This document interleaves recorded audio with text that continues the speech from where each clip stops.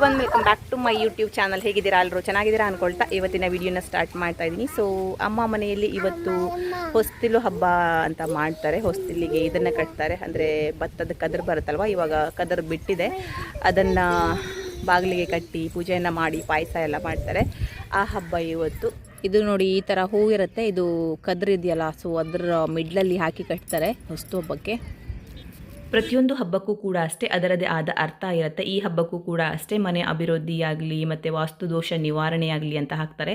ನಾವು ಸಿಟಿಗಳಲ್ಲೂ ಕೂಡ ನೋಡಿರ್ತೀವಿ, ಭತ್ತದ ತೆನೆಯಿಂದ ಮಾಡಿದ ತೋರಣವನ್ನು ಬಾಗಿಲಿಗೆ ತಂದು ಹಾಕಿಡೋದನ್ನು. ಸೊ ಅಪ್ಪ ನಿನ್ನೆಗೆ ತಗೋ ಬಂದಿದ್ರು. ಇದು ನಮ್ಮ ಹಳೆ ಮನೆ ಹತ್ರ ಇತ್ತು, ಬಟ್ ಸ್ವಲ್ಪ ಕಮ್ಮಿ ಬಿತ್ತು, ಹಾಗಾಗಿ ಇಲ್ಲಿ ತಗೋತಿದ್ದೀವಿ. ಈ ಬಟರ್ಫ್ಲೈ ಇದನ್ನು ಬಟರ್ಫ್ಲೈ ಜಾನಿ ನೋಡಿ, ಅಮ್ಮ ಮನೆ ಆಯ್ತು.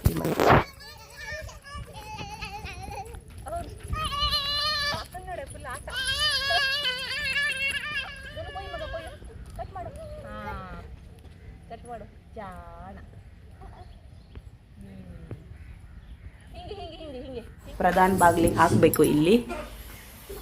ಸೊ ಇದು ರೆಡಿ ಆಗಿದೆ. ಇಲ್ಲಿ ನೋಡಿ, ಭತ್ತದ ಕದ್ರ ಈ ಥರ ಇದೆ. ಈ ಹೂ ಹಾಕಿ ಕಟ್ಟೋದು. Full fighting. ಈ ಥರ ಒಂದು ಮಾವಿನ ಎಲೆ, ನೆಕ್ಸ್ಟು ಈ ಥರ ಭತ್ತದ ಕದ್ರು, ಹಾಗೆಯೇ ಇದು ಹೂ ಹಾಕಿ ಕಟ್ಟೋದು. ನಾನು ಸಿಂಗಲ್ ಕಟ್ತಾ ಇದ್ದೀನಿ, ನಮ್ಮಪ್ಪ ಬಾಗಿಲಿಗೆ ಹಾಕೋಕ್ಕೆ ಉಳಿದಕ್ಕೆಲ್ಲ ಕಟ್ತಾ ಇದ್ದಾರೆ. ಹಿಂಗೆ ಹಾಕ್ಬಿಟ್ಟು ನೋಡಿ, ಈ ಥರ ಎಷ್ಟು ಚೆನ್ನಾಗಿ ಕಾಣಿಸುತ್ತಂತ. ಇದನ್ನ ಎಲ್ಲ ಥಿಂಗ್ಸ್ಗಳಿಗೂ ಕಟ್ಟೋದು ಮನೆಯಲ್ಲಿರೋ ಅಲ್ಬವಾ, ಎಲ್ಲ ವಸ್ತುಗಳಿಗೂ. ಎಲ್ಲ ವಸ್ತು ಹೇಳಿದ್ರೆ ಅಕ್ಕಿ ಪಾತ್ರೆ, ಆಮೇಲೆ ರಾಗಿ ಕಲ್ಲು, ಮತ್ತೆ ರುಬ್ಬೋ ಕಲ್ಲು, ಆಮೇಲೆ ಅಕ್ಕಿ ಇದು ಆಮೇಲೆ ಅಕ್ಕಿ ಎಲ್ಲ ಹಾಕಿರ್ತೀವಲ್ವಾ, ಸೊ ಮಣೆ, ಆ ಥರ ಮನೇಲಿರುವ ಎಲ್ಲಾ ಥಿಂಗ್ಸ್ಗಳಿಗೂ ಕಟ್ಬೋದು. ಇದು ಈ ತರ ಇದನ್ನ ಬೈಕಿಗೆಲ್ಲ ಕಟ್ಬೋದು, ಯಾಕಂದ್ರೆ ಇದೆಲ್ಲ ಲಕ್ಷ್ಮಿ ಸ್ವರೂಪ ಅಂತಾರಲ್ವಾ, ಸೊ ಕಟ್ಟಿದ್ರೆ ಒಳ್ಳೇದಂತ ಪ್ರತಿಯೊಂದಕ್ಕೂ ಕಟ್ತಾರೆ ಮನೇಲಿರುವ ಥಿಂಗ್ಸ್ಗಳಿಗೆ. ಇಡೀ ಒಂದು ಊರಿರುತ್ತಲ್ವಾ, ಸೊ ಪ್ರತಿಯೊಬ್ಬರು ಮನೆಗೂ ಹಂಚ್ತಾರೆ. ಈ ತರ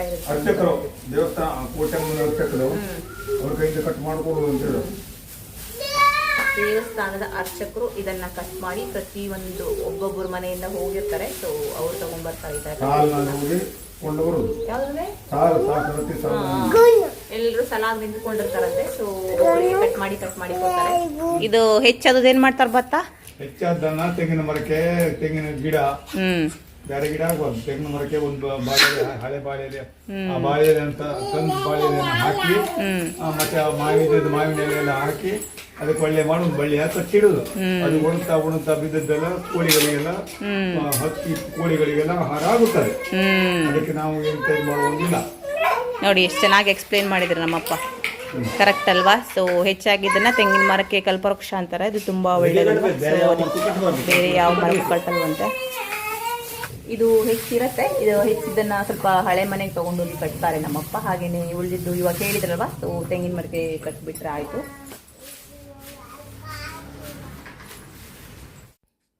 ಸೊ ನೋಡಿ, ಇದಿವಾಗ ರೆಡಿಯಾಗಿದೆ. ಅಪ್ಪ ಪ್ರಧಾನ ಬಾಗಿಲಿಗೆ ಕಟ್ತಾ ಇದ್ದಾರೆ. ಮಾರ್ಕೆಟಲ್ಲಿ ಸಿಗೋ ಥರನೂ ಕಟ್ಬೋದು, ಸ್ವಲ್ಪ ಹತ್ರ ಹಾಕಿ, ಬಟ್ ಟೈಮ್ ಆಗಿ ಹೋಗಿತ್ತು. ಹಾಗೆಯೇ ಮಕ್ಕಳು ಕೂಡ ಅಷ್ಟೇ ಮಾಡೋಕ್ಕೆ ಬಿಡ್ತಾ ಇರಲಿಲ್ಲ, ಅಲ್ಲಿ ಬಂದು ಕುಣಿಯೋದು ಮುಟ್ಟೋದು ಎಲ್ಲ ಮಾಡ್ತಾಯಿದ್ರು. ಹಾಗಾಗಿ ಸ್ವಲ್ಪ ದೂರನೇ ಕಟ್ಟಿ ಮುಗಿಸಿದ್ರು. ಸೊ ನೋಡಿ, ತುಂಬ ಕ್ಯೂಟಾಗಿ ಚೆನ್ನಾಗಿ ಕಾಣಿಸ್ತಾ ಇದೆ.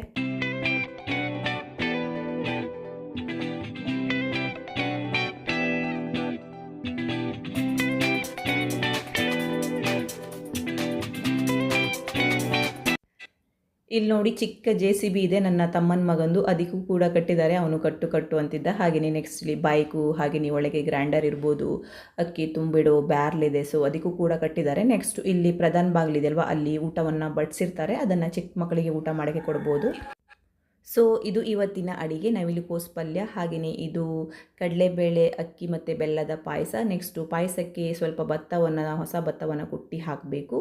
ಸೊ ಇದು ದಾಲನ್ನು ಮಾಡಿರೋದು. ಹಾಗೆಯೇ ಇದು ಕಡುಬು ಸಿಹಿಗಡುಬು ಅಂತಾರಲ್ವ, ಅದು ಅಕ್ಕಿ ಅಂದರೆ ಕುಚ್ಚಲಕ್ಕಿ ನೈಟ್ ನೆನೆಸ್ಬಿಟ್ಟು ಅದಕ್ಕೆ ತೆಂಗಿನಕಾಯಿ ಹಾಲನ್ನು ಹಾಕಿ ಮತ್ತು ಶುಂಠಿ ಸ್ವಲ್ಪ ಜೀರಿಗೆ ಎಲ್ಲ ಹಾಕಿ ಮಾಡಿರ್ತಾರೆ. ಸೊ ಅದು ಇದು.